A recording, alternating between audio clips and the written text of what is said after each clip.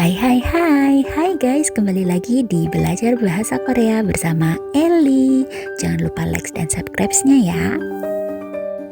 Oke guys, hari ini kita mau belajar tentang kata kerja atau kata sifat tidak beraturan dalam bahasa Korea. Sama halnya seperti bahasa Inggris, bahasa Korea pun memiliki kata kerja atau kata sifat yang tidak beraturan, yang cara penggunaannya berbeda dari kata kerja atau kata sifat pada umumnya. Oke, mari kita mulai. Untuk yang pertama adalah kata kerja atau kata sifat yang diakhiri dengan konsonan biep. Nah, untuk konsonan biep ini juga ada dua cara penggantiannya. Yaitu yang pertama, apabila sebelum konsonan biep ada vokal O, maka konsonan biep tersebut harus dirubah menjadi O juga. Contohnya, tupta. Tupta ini terdiri dari konsonan diget, vokal O, dan juga konsonan biep. Nah, sebelum biep adalah vokal O. Oleh karena itu, biepnya dirubah menjadi O juga. Jadi, do, O. Karena biepnya berubah menjadi O, maka vokal terakhir adalah O. Sehingga kalau masuk ke dalam kalimat yang semi formal menggunakan penutup kalimat tambahan ayo. Jadi do ditambah ayo. O dan A digabung sehingga menjadi wa, seperti yang kita pelajari kemarin ya. Sehingga menjadi doayo. Dopta bukan dobayo tapi menjadi doayo, yang artinya membantu. Cara pemakaian yang kedua untuk kata sifat atau kata kerja yang diakhiri dengan konsonan biep, yaitu apabila sebelum konsonan biep ini ada vokal selain vokal O. Kalau yang tadi adalah sebelum konsonan biepnya adalah vokal O, maka biepnya berubah menjadi O. Tapi untuk kali ini sebelum konsonan biep adalah huruf vokal selain O. Apapun itu selain O, maka konsonan biepnya dirubah menjadi U. Contohnya, cupta. Nah, biepnya dirubah menjadi U karena sebelum konsonan biep adalah vokal U. Nah, sehingga menjadi cu. Dari cupta menjadi cu. Apabila dimasukkan dalam bentuk kalimat dan ditambahkan dengan penutup kalimat. Contohnya kalau untuk bentuk saat ini atau present, maka cu ditambah oyo. Kenapa tambah oyo? Karena vokal terakhir adalah u. Sehingga u bertemu o menjadi wo. Sehingga menjadi cuoyo.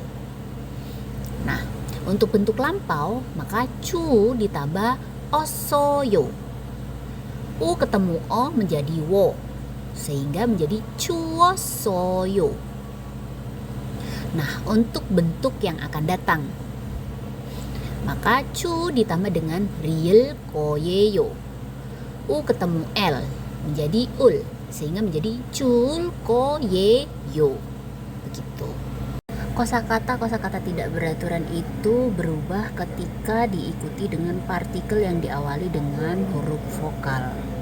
Sedangkan untuk partikel yang diawali dengan huruf konsonan, maka tidak akan terjadi perubahan.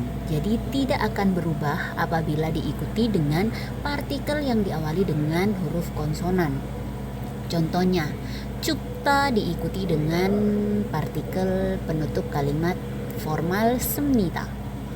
Maka cupta tidak berubah dan tetap menjadi cup ditambahkan semnita sehingga menjadi cup semnita. Berikut merupakan beberapa kosakata tidak beraturan yang diakhiri dengan konsonan biep, yaitu yang pertama adalah topta.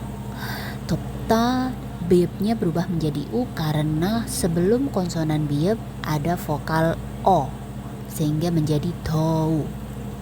Dan apabila ditambahkan dengan penutup kalimat semiformal, U-nya ditambah dengan oyo sehingga menjadi dowoyo yang artinya panas. Yang kedua, swipta.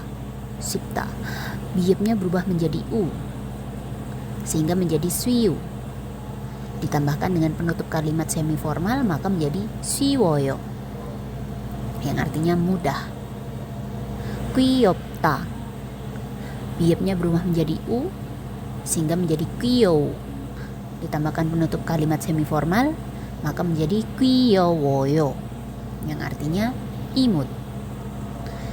Berikutnya 맵다, biopnya berubah menjadi u sehingga menjadi 매우, ditambahkan dengan penutup kalimat semiformal sehingga menjadi 매워요 artinya pedas. Yang terakhir 밉다, biopnya berubah menjadi u sehingga menjadi miu, ditambahkan dengan penutup kalimat semiformal sehingga menjadi miwoyo yang artinya benci. Perubahan berikutnya apabila kosakata tidak beraturan diakhiri dengan suku kata re, maka re-nya berubah menjadi real yang ditempelkan pada suku kata di depannya dan ditambahkan dengan real lagi di belakangnya. Oke, contohnya saja parda. Parda ini bisa berubah menjadi bentuk seperti apa saja bila ditempelkan dengan beberapa partikel. Contohnya pertama, ditempelkan dengan partikel penutup kalimat formal 비읍니다. Kenapa ditambahkan 비읍니다? Karena parda diakhiri dengan vokal. Nah, jika bertemu dengan partikel 비읍니다 yang diawali dengan konsonan, maka parda tidak mengalami perubahan, tetap parda. Pare ditambahkan 비읍니다 sehingga menjadi par읍니다. Selanjutnya apabila ditempelkan dengan partikel penutup kalimat semiformal, itu parda harus diganti, re-nya dihilangkan, ditambahkan l di suku kata di depannya dan ditambahkan l di belakangnya. Baru bisa ditambahkan dengan partikel semiformal. Kenapa? Karena partikel semiformal ini diawali dengan vokal. Maka dari itu parda harus dirubah dulu, re-nya berubah menjadi real, ditambahkan di suku kata di depannya, tambahkan real lagi di belakangnya. Untuk vokal terakhirnya dari itu adalah a, maka harus ditambahkan ayo sehingga menjadi palayo. Realnya ketemu a sehingga menjadi ra. Karena ada real di suku kata di depannya, maka real ketemu real dibaca l sehingga menjadi palayo. Berikutnya, jika parda bertemu dengan partikel aoso, aoso pun diawali dengan vokal, maka parda harus diganti dulu.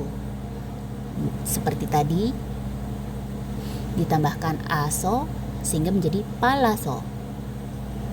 Jika bertemu dengan penutup kalimat bentuk lampau, asoyo, sama juga karena diawali dengan vokal, maka re-nya harus dirubah dulu sehingga menjadi palasoyo. Ada dua contoh lagi kosakata tidak beraturan yang diakhiri dengan suku kata re, yaitu gorda, maka berubah seperti tadi, re-nya berubah menjadi real yang ditaruh di suku kata di depannya dan ditambahkan real lagi di belakangnya. Sehingga jika ditambahkan dengan partikel yang berawalan vokal, maka menjadi 골라서, 골라요, dan 골랐어요 yang artinya memilih. Atau contoh kedua, 모르다, re-nya mengalami perubahan sehingga menjadi 몰라서, 몰라요, dan 몰랐어요 artinya tidak tahu. Perubahan berikutnya apabila kosakata tidak beraturan diakhiri dengan konsonan diget, yaitu ada dua. Yang pertama, partikel yang mengikutinya berawalan vokal, maka digetnya harus dirubah menjadi real. Contohnya, 듣다 ditambahkan partikel penutup kalimat semiformal oyo. Oyo diawali dengan vokal, maka detnya dirubah dulu menjadi del, ditambahkan oyo sehingga menjadi 들어요. Jika ditambahkan partikel oso, maka detnya berubah menjadi del, ditambahkan oso menjadi 들어서. Jika ditambahkan dengan partikel 음연, detnya ditambah 음연, detnya berubah menjadi del, ditambahkan 음연 menjadi 들으면. Detnya diikuti dengan partikel enika, maka detnya berubah menjadi del, ditambahkan enika menjadi 들으니까. Tetapi apabila partikel yang mengikuti itu berawalan dengan konsonan, maka digetnya tidak berubah. Contohnya, det deta diikuti dengan partikel penutup kalimat formal yaitu semita, maka detnya tidak berubah, ditambahkan semita menjadi det semita. Atau deta diikuti dengan partikel koshipta yang diawali dengan konsonan giep, maka detnya ditambah koshipta menjadi det koshipta. Deta ditambahkan dengan partikel koita, detnya pun tidak berubah, ditambahkan koita maka menjadi det koita.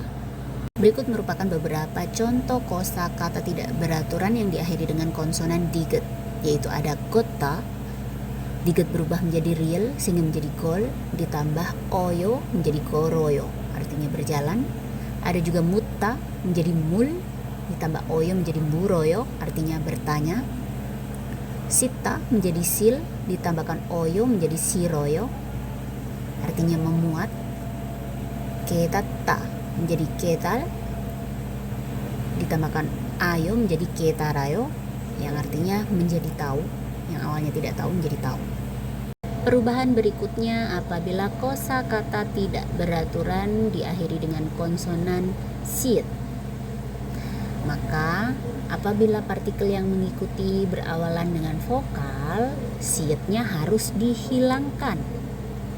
Contoh, natta bertemu dengan partikel penutup kalimat semiformal ayo, maka sietnya harus hilang menjadi na, ditambah ayo menjadi nayo. Natta bertemu dengan partikel emyon, maka sietnya juga dihilangkan. Na ditambah dengan emyon menjadi naemyon. Nata juga bertemu dengan partikel asoyo bentuk lampau yang berawalan vokal, maka sietnya juga dihilangkan menjadi na ditambah asoyo menjadi nasoyo. Tetapi jika nata bertemu dengan konsonan penutup kalimat formal diawali dengan konsonan, sehingga sietnya itu tetap tidak dihilangkan, yaitu menjadi natsem nita. Beberapa contoh kosakata tidak beraturan yang diakhiri dengan konsonan siet, yaitu citta, siet dihilangkan menjadi ji, tambahkan oyo menjadi jioyo, artinya membangun. Cotta, siet dihilangkan menjadi jo, ditambah oyo menjadi joyo atau mengaduk. Ita ditambahkan dengan partikel oyo, maka sietnya dihilangkan juga. Sisai ditambah oyo menjadi iyoyo, artinya menyambung. Bisa juga diartikan melanjutkan. Maka kesimpulan yang bisa kita simpulkan adalah apabila kosakata tidak beraturan diakhiri dengan konsonan biep dan vokal sebelum biep adalah o, maka biep berubah menjadi o.